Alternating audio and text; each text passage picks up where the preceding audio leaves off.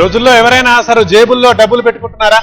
అందరూ ఆన్లైన్ చెల్లింపులే చేస్తున్నారు. ఈ మేరకు కేంద్రమే చెప్పింది, డిజిటల్ ఇండియా అంది, నగదు చెల్లింపులొద్దు, డిజిటల్ లోనే చేయండి అంటూ అదే ముద్దంటూ తెగ ప్రోత్సహించింది కేంద్రం. తీరా వాటికి అలవాటు పడిన తర్వాత ఇప్పుడు వడ్డింపు మొదలెడుతోంది.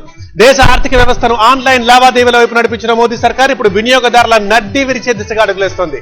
డియర్ యూపీఐ యూజర్స్, మీరు గూగుల్ పే, ఫోన్ పేలో ఎడాపెడా పేమెంట్స్ చేస్తున్నారా? అయితే ఏప్రిల్ 1 నుంచి ఆలోచించాల్సిందే, లేదంటే మీ అకౌంట్ కి భారీ చిల్లు పడ్డట్టే. ఊళ్ళో కిరాణా కొట్టు దగ్గర నుంచి సిటీలోని షాపింగ్ మాల్స్ దాకా ఎక్కడ చూసినా ఆన్లైన్ పేమెంట్సే. జేబులో కరెన్సీ నోట్ లేకపోయినా చేతిలో స్మార్ట్ ఫోన్ ఉంది కదా అన్న ధీమా ప్రతి ఒక్కరిది. అయితే ఈ భరోసా ఇకపై భారం కాబోతోంది. వాలెట్లు, అలాగే కార్డులు లాంటి ప్రీపెయిడ్ సాధనాలతో జరిగే పేమెంట్స్ పై ఏప్రిల్ 1 నుంచి ఇంటర్చేంజ్ ఫీజులు వర్తించనున్నాయి.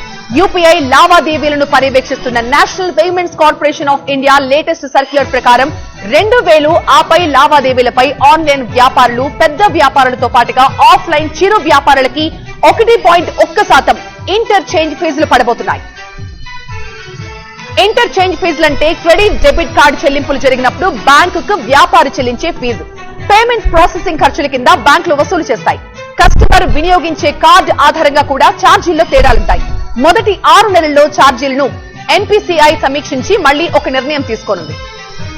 ప్రస్తుతానికి యూపీఐ లావాదేవీలపై ఎలాంటి ఛార్జీలు లేవు. అయితే ఏప్రిల్ 1 నుంచి ఒక్కో లావాదేవీపై వ్యాపారులు 15 రూపాయలు చెల్లించాల్సిన పరిస్థితి. అయితే ఆ భారాన్ని వినియోగదారులపై మోపే అవకాశాలున్నాయి. దీంతో ప్రతి వస్తూత్పత్తి, సేవల ధర శనివారం నుంచి పెరిగే ఛాన్సెస్ ఉన్నాయి. ప్రీపెయిడ్ సాధనాలను జారీ చేసే సంస్థలు లావాదేవీల ప్రక్రియలో బ్యాంకులకు 15 బేసిస్ పాయింట్ల మేర చెల్లింపులు జరపాల్సి ఉంటుందని సర్క్యులర్ లో ఎన్పీసీఐ పేర్కొంది.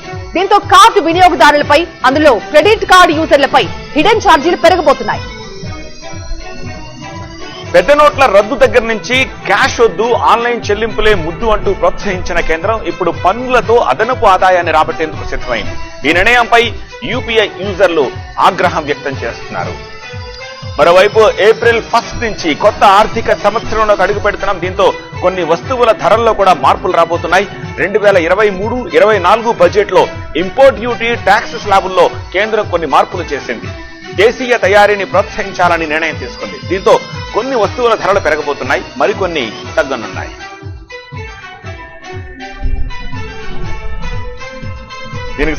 దీనికి సంబంధించి మరింత సమాచారం అందించేందుకు మా అసోసియేట్ ఎడిటర్ సుకుమార్ ప్రస్తుతం మనకి లైవ్ లో అందుబాటులో ఉన్నారు. సుకుమార్, ఏమిటి ఈ ధరల్లో మార్పులు చేర్పుల్లో ప్రతిపక్షాలు ఎజిటేషన్స్ చేసే అవకాశం ఏమైనా కనిపిస్తుందా? సో కేంద్రం ఏమైనా దిగొస్తుందా? ఇప్పుడు ఫిక్స్ చేసిన రేట్లనే కొనసాగించే ఛాన్సెస్ కనిపిస్తున్నాయా? సత్య, ముఖ్యంగా మనకి ఎక్స్పోర్ట్స్ అండ్ ఇంపోర్ట్స్ కి సంబంధించి గతంలో అంటే దాదాపు 2-3 సంవత్సరాల ముందు నుంచి కూడా ఒక ప్రణాళికాబద్ధంగా ఈ ట్యాక్స్ స్లాబ్స్ లో మార్పులు తీసుకురావాల్సిన పరిస్థితి ఉందని చెప్పి వైట్ పేపర్స్ కూడా రిలీజ్ చేయడం జరిగింది. కాకపోతే ఎప్పుడైతే మనకి కోవిడ్ ఇంపాక్ట్ వచ్చిందో, కోవిడ్ ఇంపాక్ట్ తర్వాత చాలా వరకు ట్యాక్సుల విషయంలో, ఎస్పెషలీ జీఎస్టీ కౌన్సిల్ తీసుకునే నిర్ణయాల విషయంలో కానీ ఇలాంటి వాటిల్లో ఎక్కువ వ్యతిరేకత రావడం జరిగింది. దీనివల్ల అంటే అనివార్యం అని అటు కేంద్ర ప్రభుత్వం చెప్తున్నప్పటికీ కూడా ప్రతిపక్షాలు, అదేవిధంగా సామాన్యులకి ఇది ఎక్కువగా మనం ఇంపోర్ట్స్ మీద డిపెండ్ అయినాం కాబట్టి ఇంపాక్ట్ ఎక్కువగా జేబులు ఖాళీ చేసే పరిస్థితి మనకు కనిపిస్తుంది. అది ఒక ఎత్తు అయితే, కొత్తగా మనకి యూపీఐ ట్రాన్సాక్షన్స్ కి సంబంధించి అంటే డిమానిటైజేషన్ తర్వాత అసలు బ్లాక్ మనీని కట్టడి చేయడానికి కేంద్ర ప్రభుత్వం తీసుకున్న నిర్ణయంగా ప్రొజెక్ట్ చేసినప్పటికీ కూడా ప్రతి ఒక్కరూ జేబులో ఒకప్పుడు కార్డ్స్ పెట్టుకుని వెళ్లి ఏదైనా షాప్ లో ట్రాన్సాక్షన్ చేయాలి అని అంటే 2%, 2.5% ఎక్కువ అవుతుందని చెప్పి ఆ వ్యాపారస్తులు కూడా క్యాష్ తీసుకోవడానికి ఎక్కువగా ఇంట్రెస్ట్ చూపించేవాళ్ళు.